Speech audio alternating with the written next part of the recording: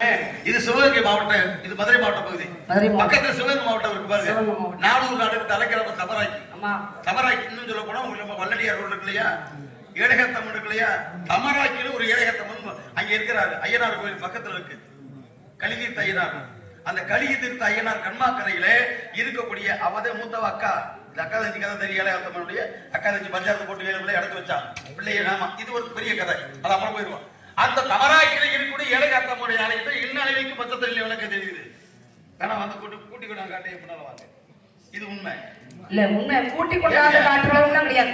பச்சத்தண்ணி விளக்கு தெரியுமா சொல்றீங்க, நீங்க அருமையா சொல்றீங்க. முதல்ல கோவில்ல தமராக்கி அங்க உள்ள கோவில்ல விளக்கேறீங்க அப்படின்னா தெரியும். இல்லங்க, இதை காட்டி ஒரு தெரிஞ்சா நீங்க சொன்னீங்க சிவனாகப்பட்டவனுக்கு செருப்பால கால வச்சு அடையாளத்தை காட்டுற கண்ணப்ப நாயனா. 63 நாயன்மார்கள், அந்த 63 நாயன்மார்கள் அமர் நீதியோட ஒருத்தர். ஆமா, எப்படி நமிநந்தி அடிகள் ஒருத்தர் இருந்தார்.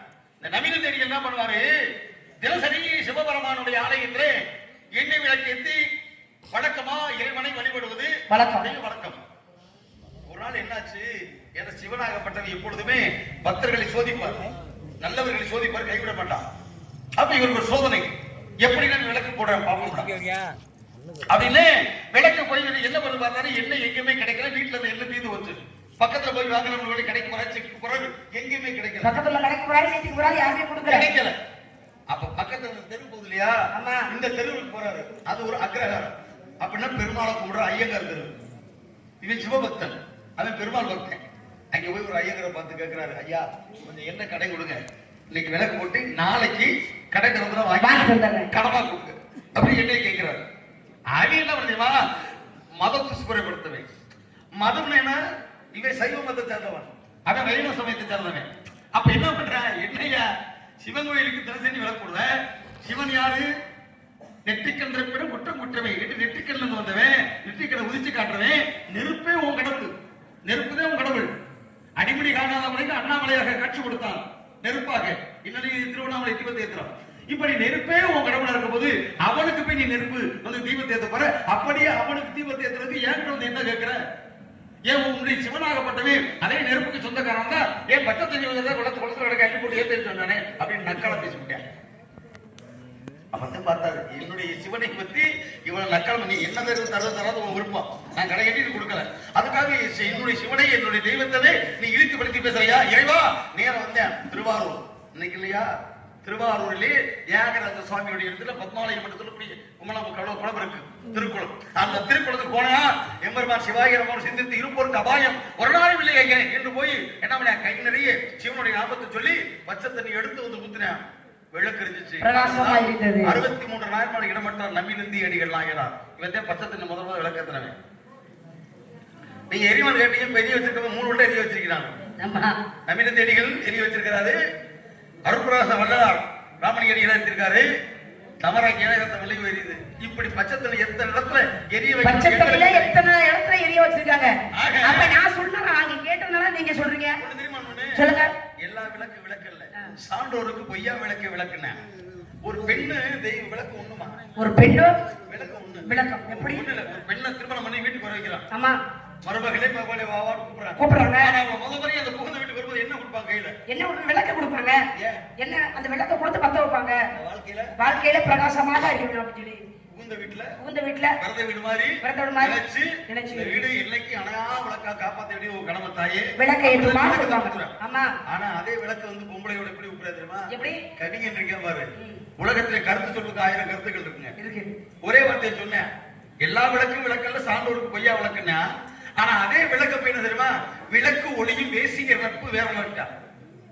வாசம் புரியுதா, விளக்கு ஒளியும் வேசிய நட்பும் வேறு அல்ல, ரெண்டு ஒண்ணுதான். இப்ப விளக்கு ஒளி எண்ணெய் ஊத்தி திரி போட்டு எடுத்து ஏத்துறோம், எண்ணெய் தீர தீர திரி எரிய எரிய நெருப்பு அணைஞ்சு போயிரு, முடிஞ்சு வச்சு. வேசின்னா யாருமா, விளைமாது காசுக்கு போறவன், அவன் நட்பு அப்படித்தானா. ஒரு ஆம்பளையோட கூடி ஒண்ணு சேர்ந்து காய்ச்சதுக்கு, ஏன்னா அவங்களுக்கு நோக்கம் தானே. அவன்ல இருக்கிற புறம் என் கண்ணே, என் தங்கமே, என் முத்தை, என் சாமி எவ்வளவு சொல்லி இருக்கிற புறம் புடிங்கிட்டு ஒண்ணும் இல்லாம விட்டுற தீவத்துல எரிஞ்சு எப்படி வெறுவிளக்கா போகுதோ அதே மாதிரி இவனை ஒண்ணும் இல்லாம ஆண்டி ஆக்கி கட்டிடுவான். அதை தெரிஞ்சு வேசிக்க நட்பும் விளக்கு ஒளியும் வேற இல்லை. முதல்ல எங்க சொன்னேன் விளக்கு, இது எங்க வருது விளக்கு, ஒரு பெண்ணை நினைச்சா ஒரு குடும்பத்தை கட்டி காத்து அழகா பிரகாசமான ஒரு குடும்பத்தை கொண்டு போக முடியும். வேறு விதமாக ஒரு பெண்ணை நினைச்சாக்க ஒரு குடும்பத்தை ஆக்க முடியும், அழிக்கவும் முடியும். நாம எல்லாரும் ஒரு பெண்ணோட கையில இருக்கு, பெண் கைக்குள்ள இருக்குது. கையில் நம்ம செயல்படுற விடம் இருந்தானே. தொண்டை நாடு, குறிஞ்சி நிலம், சிற்றூர், மேற்பாடு, நம்பிராஜன், நங்கை மகனி, வள்ளி, 7 பேர், காவல், திரைக்காவல், கருத்தை சித்திரை, கருத்தை எங்களுக்கு சித்திரை முருக பெருமானுக்கு கையில் உள்ளது. கவல் நீ அடைத்திருப்பது, பரன் அடைத்திருப்பது, பருவம் பருவம் என்பது 10 சித்திரம், சித்திரம் பாதுகாக்க பத்திரம் வருவது ஒரு முறை சாஸ்திரம். அப்படி வருவதை தவறவிட்டார் உபத்திரமா. இந்த உபத்திரத்தை நீ ஆளாக அதுக்கு என்ன செய்ய வேண்டும்? இல்ல அந்த உபத்திரம் வராம நம்ம சரி பண்ணிக்கிற முதல்ல அதை என்ன செய்யணும்?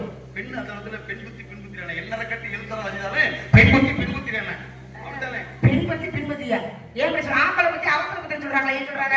என்ன அப்படி கிடையாது. பெண் புத்தி பின்பத்தி நான் தவறா சொல்லுங்க. பெண் பத்தி பின்னால் வரக்கூடிய விஷயங்களை முன்கூட்டியே யோசித்து செயல்படுவது பெண்ணாகப்பட்டவர். பின்னாடி ஏன் வரும் அப்படின்னா அதை தெரிந்தே செயல்படக்கூடியவளும் பெண்ணாகப்பட்டவர். அதனாலதான் பெண் புத்தி பின் புத்தின்னு சொல்றாங்க. எடுக்கணும், நடக்கணும், எடுக்கணும், நடக்கணும், எடுக்கணும். எடுக்க முடியல. கேள்வியா? கேள்வியா? எடுக்க முடியல. நடந்து போல தாங்க மாட்டேன். தாங்க மாட்டேன், தாங்க மாட்டேன். என்ன மிரட்டி பாக்குறீங்களா? என்ன தாங்க மாட்டேன்? கேள்வி ஆமான்னு சொல்லிட்டு போங்க. கேள்வி ஆமா நிப்பாடுங்க. வழித்தரங்க நடக்கணும், வச்சவங்க எடுக்கணும், வழி தெரிஞ்சவே நடக்கணும், வச்சவங்க எடுக்கணுமா? என்ன நான் சொல்றேன், வழி தெரிஞ்சவங்க நடக்கணும், வழி தெரிஞ்சது ஆனா நடக்க முடியல. சொல்லுங்க நீங்க. வச்சவங்க எடுக்கணும் ஆனா வழி தெரிஞ்சவே நடக்கணும்ன்றதானே வாசகம். ஆமா. அப்புறம் நடக்க முடியலன்னா நடக்க முடியல. சரி காட்டுறோம். காட்டுறீங்களா? நடக்க முடியலன்னு காட்டி நடத்தி காட்டுறீங்க. சொல்லுங்க பதில. வாயா இந்த மாதிரி நான் பார்த்ததே இல்லை. இந்த மாதிரிலாம் ஆகி இருக்கவே கூடாது. முதல்ல பேச்சு பாருங்க. அதுக்கு பேர் தான் திருவாய். திருவாசகத்துக்கு உருகாதா, ஒரு வாசகத்துக்கு உருகார். பாண்டிய நாட்டு ஈசானி மொழியில் திருவாசகர் மண்ணிலே இருக்கிறாரே மாணிக்க வாசக பெருந்தகை அவராக சொன்னார், திருவாசகம் எனும் தேன். உலகத்திலே எத்தனை ஜீவன்கள் உண்டு, ஆனால் கடவுளை கண்ணால் கண்டவன் அல்ல, அவன் கடவுளும் அல்ல என்று சொல்லித்தான் கடவுளுக்கு ஆலயம் ஒரு கோவில் இருக்கு. கோவில்ல கருவறைக்கு சிலை இருக்கணும். கருப்பசாமி இருக்கணும். இருக்கு. ஆனா அவ்வளவு பெரிய ஆலயத்தை கட்டினா திருப்பரந்துறையிலே. ஆமா, ஆவடையார் கோவில். ஆவடையார் இல்ல. ஆமா. என்ன இல்ல, சிலையே இல்ல, எதுவுமே இல்ல. திருப்பாதம் தான் இருந்துச்சு. ஆமா.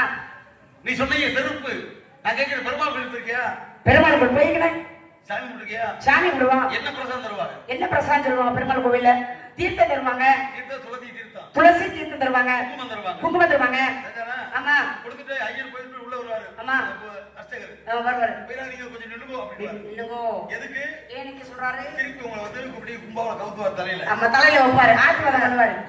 ஆசீர்வாதம் பண்ண தலையில வைப்பாரு. ஆசீர்வாதம். ஆமா. வைக்கிறார்ல. ஆமா. அதை ஏன் வைக்கணும்? ஏன் வைக்கிறாரு? ஏன் வைக்கணும்? ஏன் வைக்கணும்?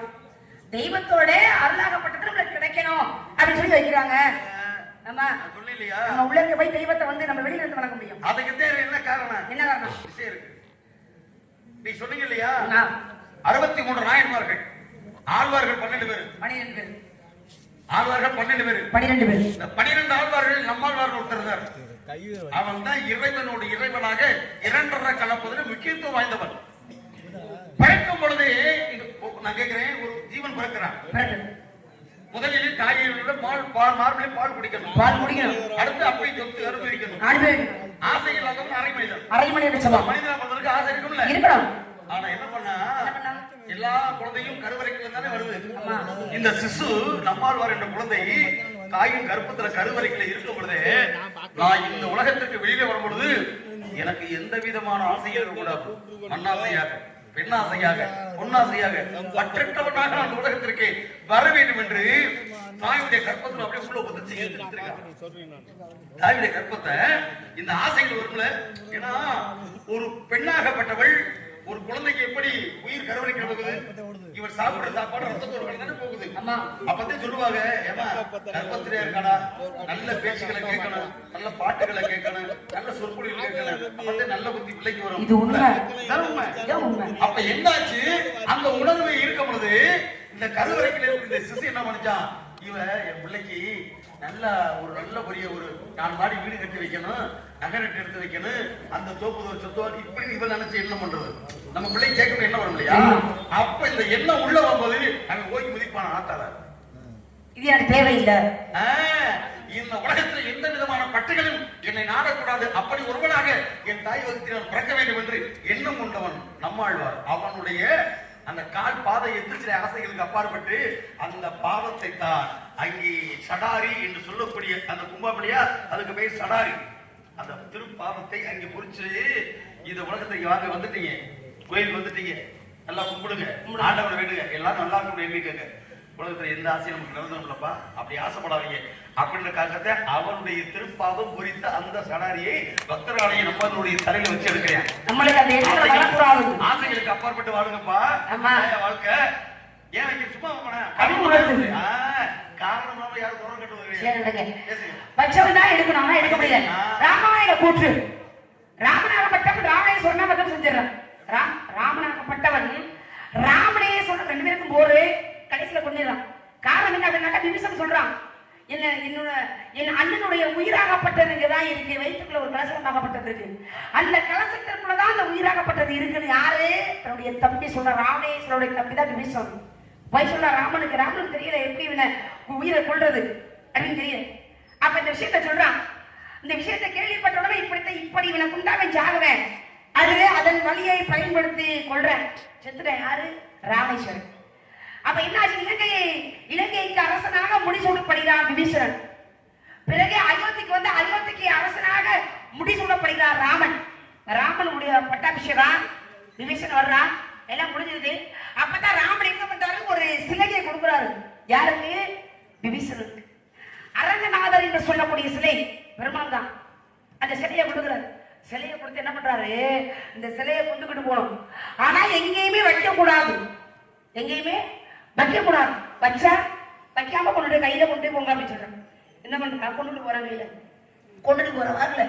இடையில ஒரு காவேரி ஆறு வந்துருச்சு. என்ன பண்றான், அதுல குளிச்சுட்டு போலான்னு இவனுக்கு ஒரு எண்ணம். அப்ப என்ன பண்றது, கையில சிலை இருக்கு, வைக்கணுமா இல்லையா? வைக்க கூடாதுன்னு சொல்லிதான் கொடுத்துருக்காரு ராமன். அப்பதான் என்ன பண்றாரு, பிள்ளையாரு சின்ன பிள்ளையாக அப்படியே வர்றாரு அந்த இடத்துக்கு. அது ஒரு விஷயம், உச்சி பிள்ளையாராக இருக்கக்கூடியவர், அதுக்கு ஒரு விளக்கம் இருக்கு. அப்ப சின்ன பிள்ளையா வர்றாரு, சின்ன பிள்ளைகிட்ட கொடுக்குறாரு, விபீஷணன் கொடுக்குறான், நான் போய் குளிச்சுட்டு வந்துடுறேன், இந்த சிலையை கீழே வச்சிடாம கொஞ்ச நேரம் அப்படியே வச்சுக்கிட்டு இருப்பா அப்படின்னு சொல்லி வச்சுக்கிட்டே இருக்கு. போய் குளிக்க போயிட்டான், முங்கி பிள்ளைங்க குளிக்கிறான், கூப்பிடுவாங்க கேட்கல. இருந்து பார்த்து அந்த சிலையை என்ன பண்ணியாச்சு, அந்த சிறுவனாகப்பட்டவன் அந்த சிலையை கீழே வச்சாச்சு. அங்க என்ன வர்றா பீஷன், வைக்க கூடாதுனாலே வச்சாச்சே, எடுக்கணுமே அப்படின்னு எடுக்கும் பொழுது அந்த சிலை எடுக்க முடியல. காரணம் ஏற்கனவே சொல்லி கொடுத்தா, கீழே வைக்க கூடாது, வச்சா எடுக்க முடியாது. அப்ப கீழே வச்சுட்டா எடுக்க முடியல. என்ன சரி, கேட்ட கேள்விக்கு பதில், வச்சவங்க எடுக்கணும், வச்சுட்டேன் ஆனா அவனால எடுக்க முடியல. இதற்கு ஒரு காரணம் உண்டு. அப்பதான் ஸ்ரீரங்கம் சொல்லக்கூடிய திருவரங்கம் என்று சொல்லக்கூடிய ஸ்ரீரங்கத்திலே அருள்வாளித்துக் கொண்டிருக்கிறார் என்று பெருமாளாகப்பட்டவர். அது எப்படி வந்தா தெரியுமா, அப்பதான் சொன்னாராம் பெருமாள், நான் இருக்கிற இடத்துக்கு வந்துட்டு இந்த இடத்துல நான் இருப்பேன், என்னை இங்கேயே வச்சுட்டு போட்டுட்டாராம். அதன்படியாகத்தான் இங்க ஆலயம் அமைக்கப்பட்டு எல்லாருமே என்ன பண்றாங்க, அந்த தெய்வத்தை வாழ்ந்துட்டு இருக்காங்க. அது ஒரு காரணம் இருக்கு. உச்சி பிள்ளையார் சொல்றது, இந்த உச்சி பிள்ளையார் இருக்காருங்களா, இங்க வச்சாரா, அதன் வடிவமாக அவருக்கு ஒரு விளக்கம் இருக்கு. உச்சி பிள்ளையார் மேலே அமர்ந்து இருக்கிறாரு. நிறைய விஷயம் இருக்கு. ஆமா, நீங்க கேட்டதுனால சுருக்கமா வச்சதான் எடுக்கணும், வச்சுட்டேன் எடுக்க முடியல. விபீஷணன் அகப்பட்டவர். நீங்க கேட்ட கேள்விக்கு பதில் வாங்க. உண்மையிலேயே ராமாயணம்